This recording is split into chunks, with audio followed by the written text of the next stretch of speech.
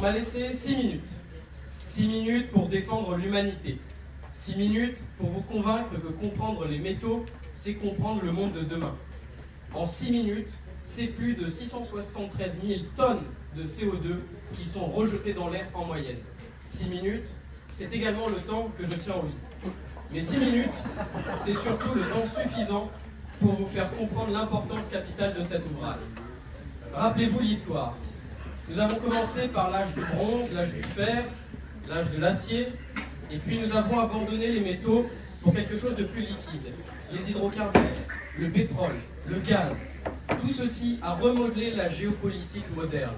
Eh bien, ce que nous explique Emmanuel H., M. Vialet dans son ouvrage, c'est bien qu'aujourd'hui, nous revoyons l'ère des métaux. Et ces métaux, ce sont les métaux rares. Il faut désormais comprendre pour mieux se positionner, pour que tous les pays puissent s'adapter à cette nouvelle géopolitique. En effet, notre transition écologique passe par l'usage de ces métaux. On nous dit que la voiture électrique serait un plus, mais bien l'exploitation de ces métaux relève de la complexité et de la pollution également. L'emplacement des métaux rares, qui sont majoritairement en Afrique, changerait drastiquement la position de beaucoup de pays sur leur position géopolitique et politique. Aujourd'hui, nous devons donc comprendre ces métaux. Ces métaux, cette matière première que nous abandonnons pour des matières plus transformées. Aujourd'hui, nous fonctionnons avec de l'informatique, des ordinateurs, des téléphones. Nous profitons et bénéficions d'un confort de vie qui dépasse l'entendement. Mais tout ceci nous cache quelque chose. En effet, nous avons toujours cherché à nous améliorer. L'humanité a toujours cherché le mieux. Et nous avons aujourd'hui une vie plus agréable, plus douce et plus simple. Je pense que nous sommes d'accord. Mais ce que nous savons aujourd'hui, c'est que notre vie plus agréable, eh bien, la vie allait de pair avec la raccourcir. En effet, l'espérance de vie risque d'être compromise par la pollution de notre planète. C'est pour ça qu'il faut comprendre mieux les enjeux des métaux rares. Parce qu'il faut être conscient que l'usage de ces métaux n'est pas sans danger pour la pollution de l'atmosphère. Et donc, un verso que les grands groupes ont essayé de nous cacher, comme d'habitude, j'ai envie de vous dire.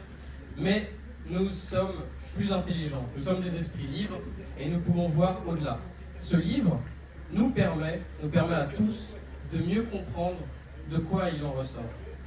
Il nous permet de comprendre le monde de demain, mais au-delà de ça, il nous permet de nous comprendre nous. Nous, en effet, nous et notre mode de vie.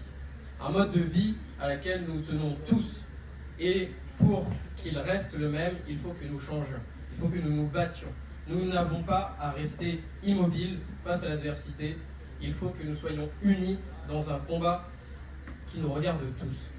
Ce livre, plus que tous les autres, il nous permet de nous adapter au monde de demain. Puisque aujourd'hui, nous parlons beaucoup du passé, beaucoup des hydrocarbures. Mais nous oublions que pour la majorité des pays, eh bien, d'ici les années 2050, eh bien, certaines ressources seront épuisées. Et puis quoi après ? Eh bien après, il y a les terres rares. Les terres rares, elles sont partout, en majorité sur certains pays. La Russie, par exemple, possède une majorité de nickel sur son territoire. Cela nous obligerait à repenser notre politique et notre géostratégie. Il faut donc s'assurer de comprendre mieux les métaux rares. Puisque si nous ne comprenons pas les métaux rares, eh bien nous allons passer le tournant de notre histoire, le tournant de ce siècle, nous allons le rater. Comme nous l'avons raté pour les hydrocarbures, il faut absolument comprendre. Comprendre pour mieux apprendre et pour mieux faire. Eh bien, c'est avec ce livre qui nous apprend tant, que nous allons pouvoir le faire.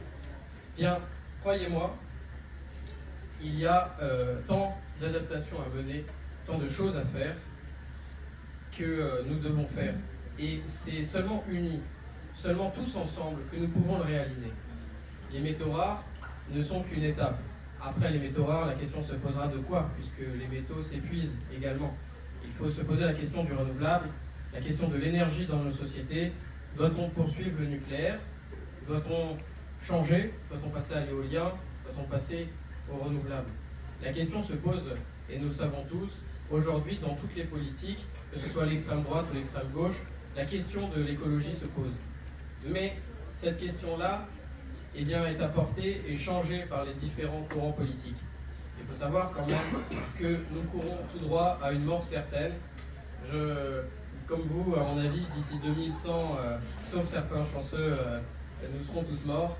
Eh bien, il faut d'abord comprendre le monde dans lequel nous allons vivre, le changer peut-être pour les générations à venir, pour ne pas être la génération qui dira à ses enfants « Oui, c'est vrai, nous avons merdé, et maintenant c'est à vous de changer les choses, à vous de changer la vie, puisque nous avons profité de notre vie, et puis bonne chance. » Non, nous devons être ensemble, nous devons être droits, nous devons pouvoir agir dès aujourd'hui sur le changement et le changement climatique.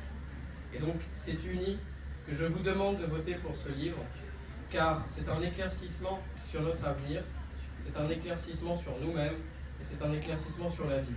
Eh bien, je crois en nous, je crois en vous, et je nous pense suffisamment unis pour lutter contre l'adversité et tous les obstacles qui se présenteront à notre génération. Merci.